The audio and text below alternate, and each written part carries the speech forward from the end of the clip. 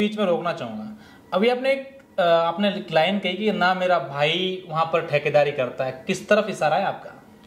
मेरा इशारा सीधा आपने बुलंद कर दिया। आपके नेताजी पर तो ये उनके विपक्ष हैं, आप जैसा आपने अभी जिक्र किया कि पूर्व मंत्री, उन्होंने इस प्रकार के आरोप भी लगाए हैं कि वो बजरी माफियाओं के साथ मिले हुए, ठेकेदार के साथ मिले हुए, उनको फायदा दिलाने के लिए इस प्रकार की बात कर रहे हैं, जबकि बजरी का तो खनन नहीं हो रहा इन दिनों में। जब बजरी को लेकर उन्होंने आंदोलन किया था, भूख हड़ताल भी की थी, फिर आपके राष्ट्रीय नेता हैं सुप्रीमो राष्ट्रीय लोकतांत्रिक पार्टी के हनुमान बेनीवाल भी आए थे, प्रदर्शन भी हुए, लेकिन कुछ बजरी के भाव कम नहीं हुए थे कि इस प्रकार का आते हैं, आंदोलन करते हैं, फिर चले जाते हैं। अच्छा थान सिंह, आपके विधानसभा क्षेत्र को लेकर ये परसेप्शन है कि वहां पर जो लोग तैयारी कर रहे हैं वो इसलिए तैयारी कर रहे हैं क्योंकि वहां पर रिफाइनरी बन रही है, कई सारे काम आएंगे, बड़ी बड़ी कंपनीज आएगी, वहां पर बहुत सारे पैसे कमाएंगे। और आपके इसी विधायक बनने की लाइन में बहुत बड़े दिग्गज नेता भी है, चाहे राष्ट्रीय पार्टियों की बात करें, कांग्रेस या बीजेपी की। तो थान सिंह को नहीं लगता कि मेरे सामने बड़ी चुनौती है, बड़ी मुश्किल से ये सब कुछ सफर तय होगा? अब मेरा सवाल है कि अगर पचपदरा विधानसभा क्षेत्र की बात करें या फिर पूरे देश में चुनावों की बात करें तो जातीय फैक्टर काफी काम करता है। आपके अगर विधानसभा क्षेत्र की बात करें तो वहां पर भी जातीय फैक्टर काम करेगा। आप जिस समाज से आते हैं उनको ऐसा माना जाता है कि आपके समाज की जो वोट है वो मूलतः बीजेपी की तरफ उनका रुख ज्यादा रहता है, और वहां से कई आपके समाज जिससे आप समाज संबंध रखते हैं वहां के नेता भी तैयारी कर रहे हैं, तो लगता नहीं कि वो आपके लिए थोड़ी सी दिक्कत कर ले? कुछ समय पहले थान सिंह डोली को, या कुछ साल में कहूँ 2-3 साल पहले, कोई नहीं जानता था, परिवार के गाँव के लोग। अचानक से 2-3 साल से इस प्रकार के कई आंदोलन करना, लोगों के बीच आना, अब थान सिंह आह्वान कर दें तो सैकड़ों युवा उनकी आवाज पर आ जाते हैं। क्या थान सिंह ने ऐसा अचानक से सीख लिया है? नमस्कार, मैं हूं अशोक शेरा और आप देख रहे हैं नेताजी ऑनलाइन। इस वक्त मेरे साथ एक ऐसे युवा नेता हैं जो उस विधानसभा से तैयारी कर रहे हैं जहां से कई नेता विधायक बनने के लिए होड़ में लगे हुए, और हो भी क्यों नहीं, क्योंकि वहां पर देश की दूसरी सबसे बड़ी रिफाइनरी का काम चल रहा है और बहुत ही जल्द वो रिफाइनरी शुरू होने वाली है। नेता लोग वहां पर कई प्रकार की संभावनाएं ढूंढ रहे हैं, उनको लगता है कि यहां विधायक बन जाएंगे तो हम माला माल हो जाएंगे। इस पूरे मामले को लेकर इन युवा नेता का क्या सोचना है, क्योंकि इनका परसेप्शन ऐसा है कि ये नेता युवाओं के चहेते हैं और उस पार्टी से संबंध रखते हैं जो पार्टी हर समय राजस्थान में चर्चाओं में रहती है। जी हां, मैं बात कर रहा हूं थान सिंह डोली की। आप राष्ट्रीय लोकतांत्रिक पार्टी से इस बार पचपदरा विधानसभा क्षेत्र से दावेदारी कर रहे हैं। थान सिंह जी, सबसे पहले तो आपका स्वागत है, और किस तरीके की आपकी तैयारी आपके विधानसभा क्षेत्र में इन विधानसभा चुनावों को लेकर चल रही है?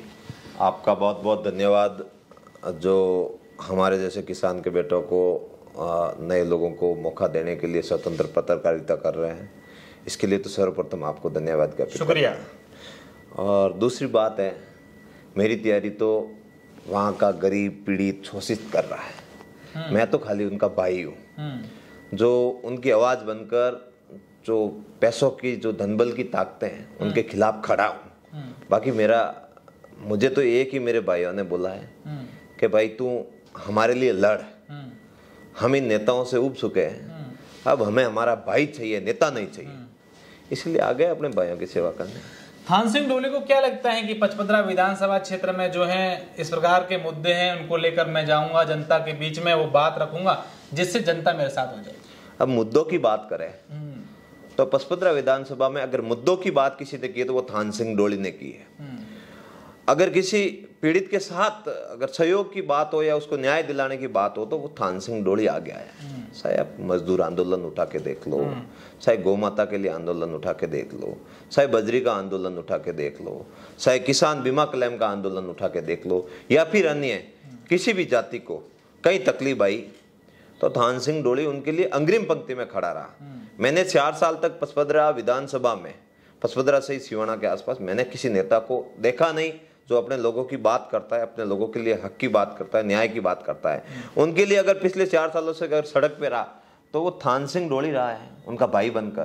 तो हमें एक ही चीज़ तय कर दी है, हमारे साथियों ने, पूरे पचपदरा विधानसभा के लोगों ने एक चीज़ तय कर दी है कि जो हमारे लिए लड़ेगा हम उसका साथ देंगे। हमने नई परंपरा को शुरू कर दिया है। हमने इस परंपरा को शुरू कर दिया है जो पहले एक लोग के भरोसे पूरे गाँव को डाल देते थे। नेताजी का एक आदमी करीबी है, उसने कह दिया नेताजी को पूरा गांव आपके साथ है, पूरा गांव की वोट ठेका ले लेता।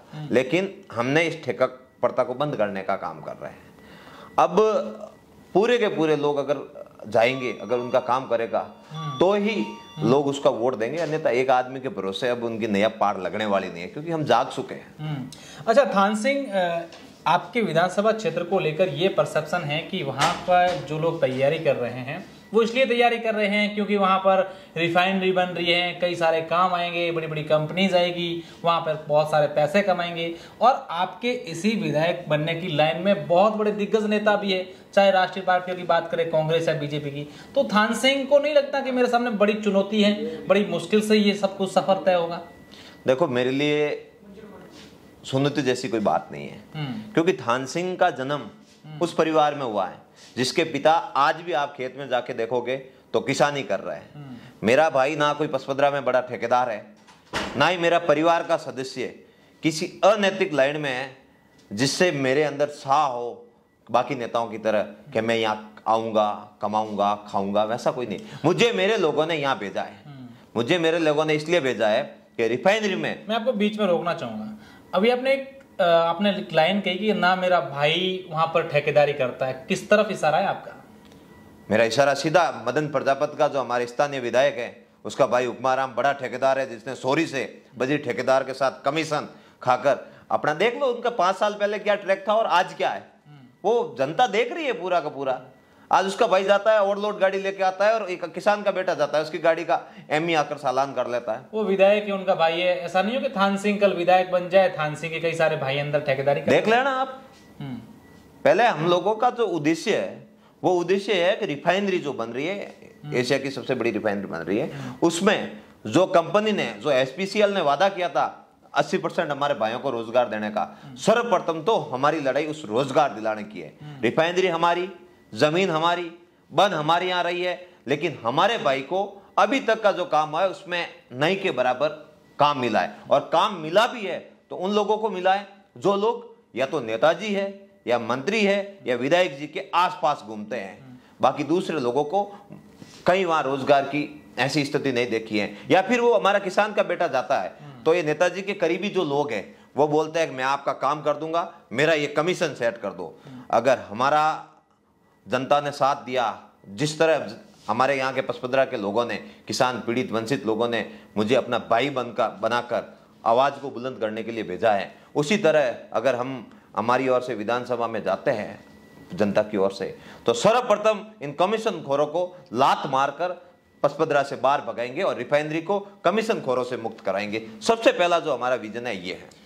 थान सिंह डोली को लेकर ये परसेप्शन है कि जब बजरी को लेकर उन्होंने आंदोलन किया था, भूख हड़ताल भी की थी, फिर आपके राष्ट्रीय नेता हैं सुप्रीमो राष्ट्रीय लोकतांत्रिक पार्टी के हनुमान बेनीवाल भी आए थे, प्रदर्शन भी हुए, लेकिन कुछ बजरी के भाव कम नहीं हुए थे।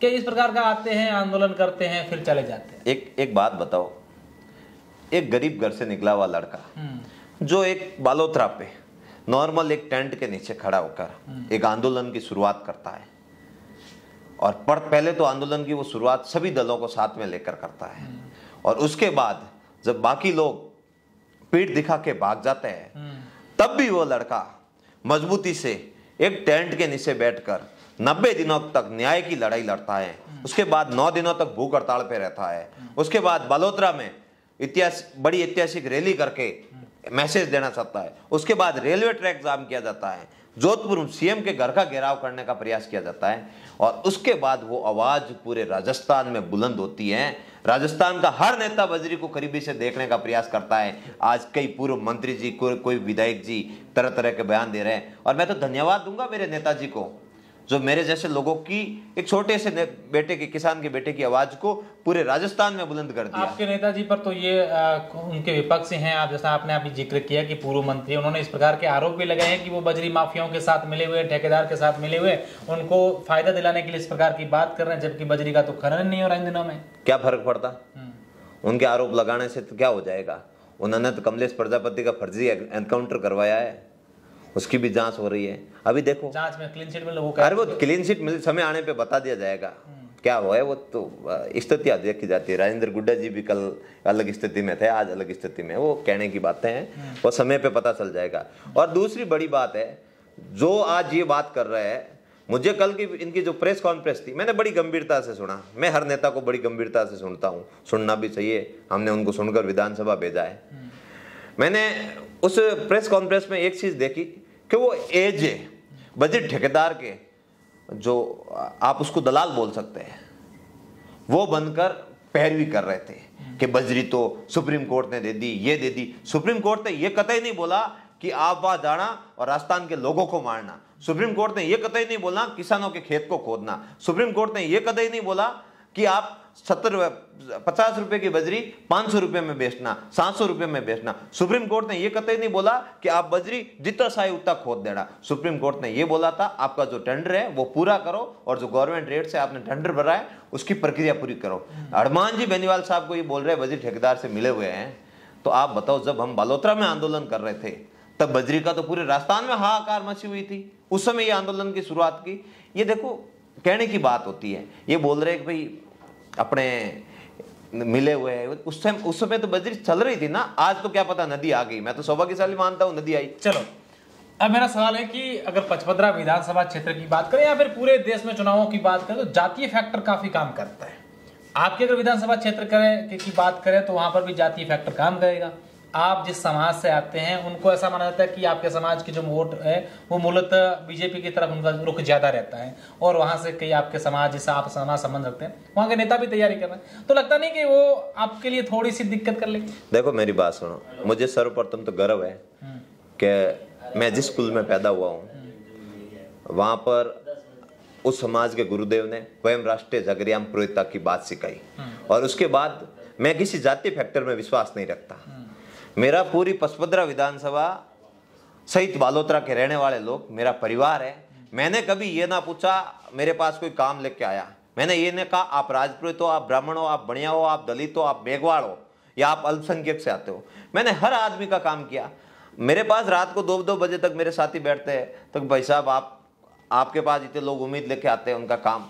मैंने कहा मेरा जो काम है वो यही है, दबे पिछड़े और अगड़े लोगों को आगे लाकर मूलत जहाँ स्थान होना चाहिए वहां स्थान दिलाना। मैं कतई जातीय राजनीति में विश्वास नहीं करता, मैं विश्वास करता हूं लोगों के काम में। मैंने पहले भी आपसे जब शुरुआत हुई थी तब मैंने ये कहा था, मुझे मेरे भाइयों ने पचपदरा में भेजा है तो सिर्फ और सिर्फ इसलिए भेजा है कि हर पीड़ित की आवाज बनना और उनका भाई बनकर खड़ा रहना। नेता तो बहुत है, बीजेपी में देखे होंगे आपने, लाइन लगी हुई है नेताओं की। ये बोल रहा है मैं बींद बेले बनूंगा, वो बोल रहा है मैं बींद बेले बनूंगा। अरे भाई लोगों के काम करो ना, जनता आपको दूल्हा बना देगी।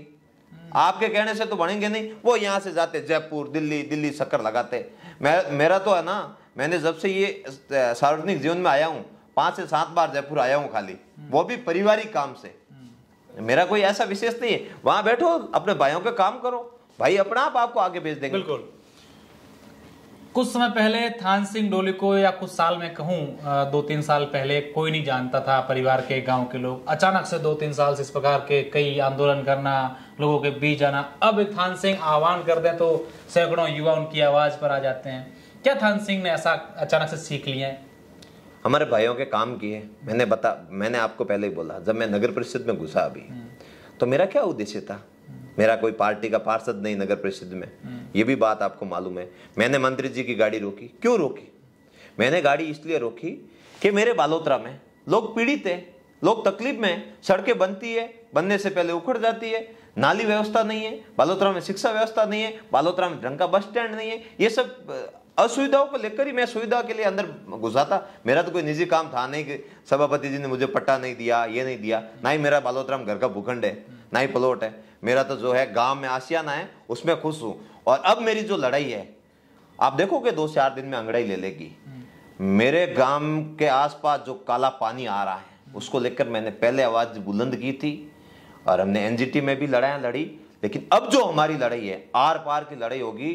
ये लड़ाई ऐसी होगी कि पूरे के पूरे राजस्थान में याद रखा जाएगा कि किसान के बेटों ने हकीकत में अपने जमीन और भूमि की रक्षा के लिए बलिदान भी दिया, लड़ाई भी लड़ी। अगर उसका समाधान नहीं हुआ तो जल समाधि देनी पड़ी तो जल समाधि देंगे। अगर कोई बड़ा उग्र आंदोलन करना पड़ा तो उग्र आंदोलन करेंगे, लेकिन वहां टिक के बैठेंगे। जब तक हमें न्याय नहीं मिलेगा तब तक हम वहां से जाएंगे नहीं। आपको 2 या 3 तारीख तक उस आंदोलन की शुरुआत हो जाएगी माँ पड़ाव की। निश्चित रूप से थान सिंह डोले का ये कहना है कि आप जनता के काम कीजिए, जनता आपको अपने आप दुल्हा बना देगी। अब आने वाले चुनावों में देखने वाली बात होगी कि जनता किसको दुल्हा बनाती है और किसको डोली पर बैठाकर विदा करती है। बहुत बहुत शुक्रिया, धन्यवाद।